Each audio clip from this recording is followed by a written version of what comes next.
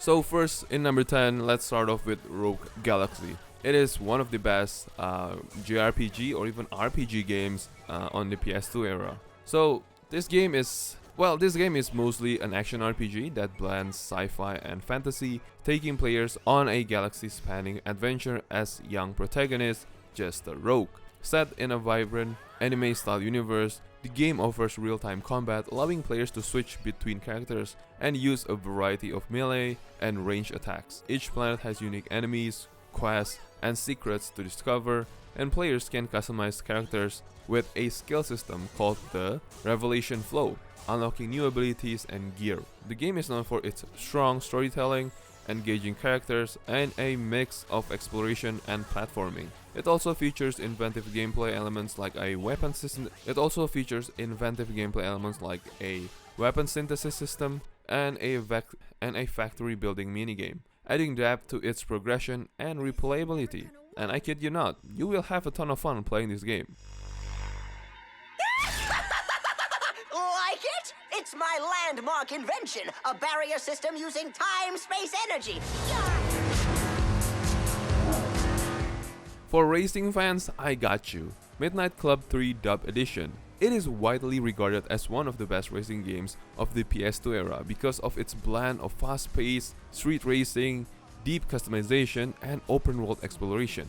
The game allowed players to race through detailed, expansive cities like Detroit, San Diego, and Atlanta, giving a sense of freedom and excitement that other racing games at the time lacked. One of its standout features was the vast level of car customization, allowing players to modify their vehicles to an absolutely incredible degree, from performance upgrades to visual tweaks like body kits and rims. The game also featured a variety of race types, from traditional circuit races to intense point-to-point sprints, all set against a thumping hip-hop and rock soundtrack that captured the spirit of street racing culture.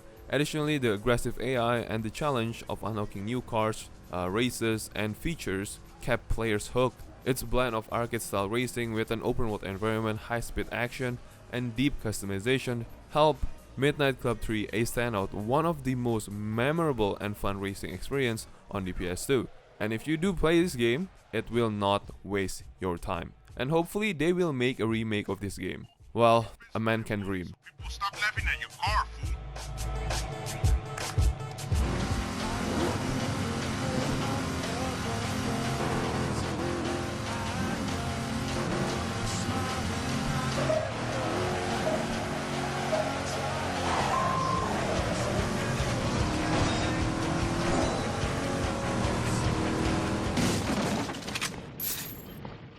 Resident Evil 4. It is still one of the best games to this day due to its perfect blend of intense action, survival horror, and masterful gameplay design. The game revolutionized the third-person shooter genre with its over-the-shoulder camera perspective, which enhanced both the tension and immersion, making combat feel more visceral and strategic.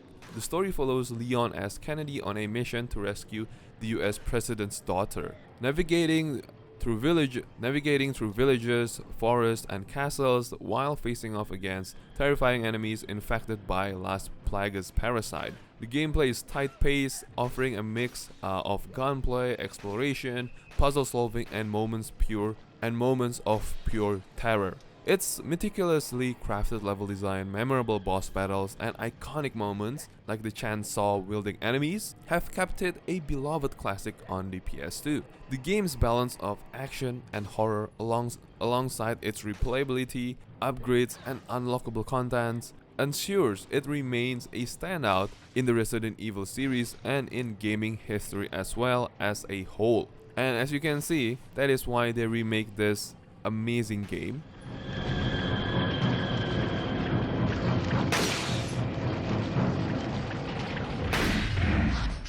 Tekken 5 on PS2. It is widely regarded as one of the most fun entries in the Tekken series for several reasons. First, it refines the core mechanics with a smoother, more fluid combat system, offering both new players and veterans a satisfying balance of depth and accessibility. The introductions of the juggle combo system allows players to string together devastating attacks, making battles feel fast-paced and rewarding. The roster is expanded with a variety of new and returning characters, each with unique moves, fighting styles, and personalities, allowing for diverse playstyles and strategy. The graphics were a significant improvement over the previous installments, offering detailed character models and stunning stages. Additionally, the game's modes, like the engaging devil within story mode and the classic arcade and versus modes, kept players hooked with both solo and multiplayer content. With tight controls, a variety of characters, and intense action, Tekken 5 remains a standout title that offers fun for both casual players and competitive fighters.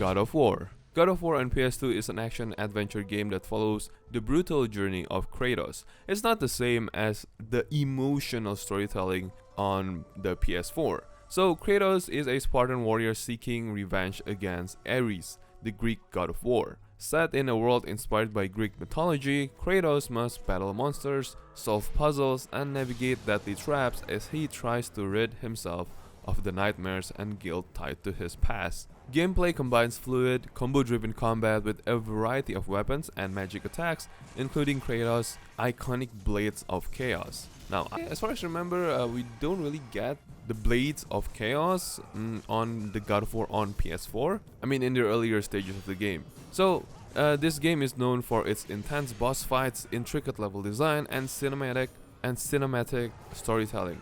God of War pushed the limits of the PS2's graphical and processing power, delivering a violent yet emotional narrative. It is widely praised for its groundbreaking visuals, epic scale, and Kratos' journey from vengeance-driven soldier to mythic anti-hero. So, give this game a try and you will know the origin of God of War. I mean Kratos.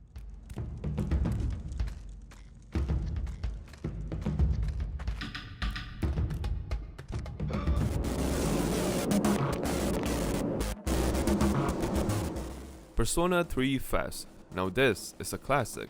It is an expanded version of Persona 3, adding new content and gameplay improvements to the original story about high school students who secretly battle supernatural forces. Set in a world where a hidden dark hour occurs at night, players take on the role of a student joining SEES to fight shadows in a mysterious tower called Tartarus. Gameplay mixes traditional dungeon crawling RPG elements with social simulation, where players build bonds with other characters to strengthen their personas. Spiritual method in Persona 3 Fest adds this new story about The Answer, an epilogue chapter that explores what happens to SES after the main story, providing more context and closure for fans. With its blend of intense turn-based combat, daily life management, and an emotional, impactful story, Persona 3 Fest became a standout entry in the Persona series, known for its darker themes and unique blend of genres. Now, I know they also have Persona 3 Reload,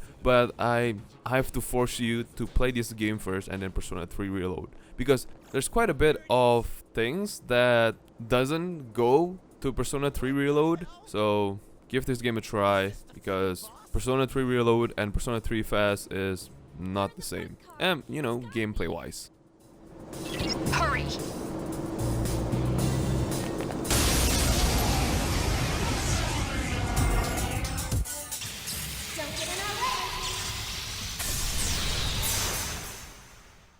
Xenosaga Episode 3. It is the final chapter in the Xenosaga series or the trilogy, wrapping up the complex, philosophical sci-fi story of Sion, Uzuki, and her allies as they fight to save humanity from extinction. Set in a distant future where humans face threats from an alien race called the Neosis, as well as a powerful organization with its own sinister agenda. The game delves into themes of AI and spirituality. The gameplay combines turn-based combat with unique systems like the boost and break mechanics for most strategic battles, alongside character and mech customization.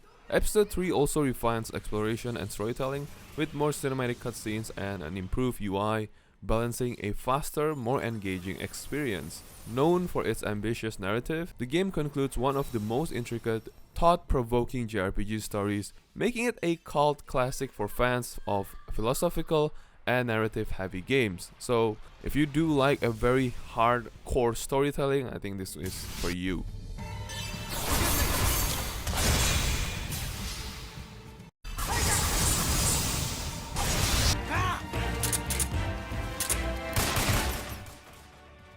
Metal Gear Solid 3 Subsistence is an expanded edition of Metal Gear Solid 3 Snake Eater, introducing significant gameplay improvements and extra content that enhance the original game's Cold War era stealth action. In Subsistence, players take control of Snake on a mission to infiltrate Soviet Russia and prevent a nuclear crisis, but this time with a fully controllable third-person camera, adding depth and flexibility to the gameplay. The game retains its signature survival mechanics, where players must hunt, heal injuries, and camouflage to survive in the wilderness. Subsistence also includes bonus content like new player modes, additional minigames, and the original Metal Gear Solid and Metal Gear 2 Solid Snake, making it a comprehensive package that greatly expands on the original Snake Eater experience.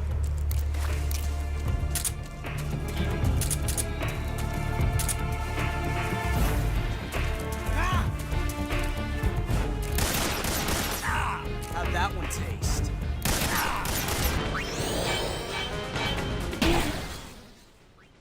Final Fantasy X. Well, this game is still being played because the gameplay is super awesome. The gameplay centers around exploration, puzzle solving, and a unique turn-based battle system known as TB, Conditional Turn-Based Battle.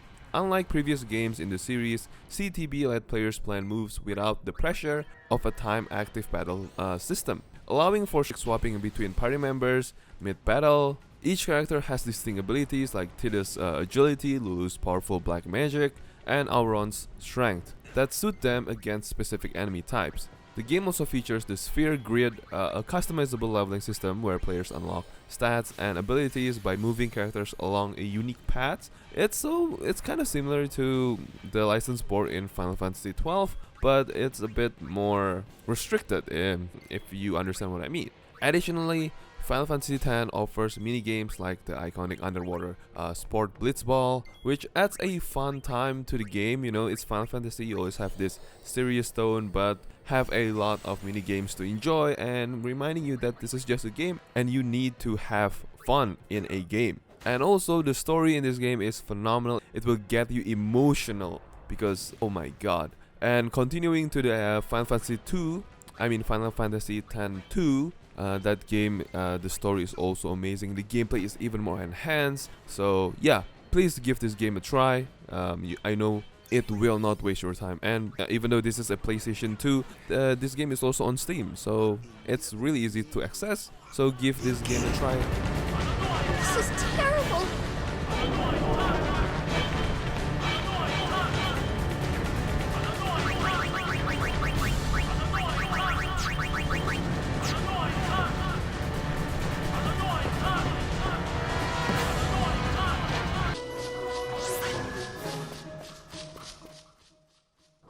The Zodiac job system in Final Fantasy XII allows players to assign unique, specialized jobs to each character, making them masters of specific roles rather than generalized fighters. With 12 jobs each, based on the Zodiac sign, characters gain access to distinct skill trees with abilities, spells, and gear tailored to their role, like Knight, Black Mage, or Monk. Unlike the original license board, where all characters could access the same abilities, this system adds strategic depth by locking each character into 2 chosen jobs, encouraging thoughtful team compositions and diverse combat styles. This approach adds replayability and enables unique tactics for each playthrough. So yeah, Final Fantasy XII Zodiac Age job system, or Zodiac, or even international job system, is still being played till this day and probably one of the most fun games in any Final Fantasy series. Well, arguably, alright?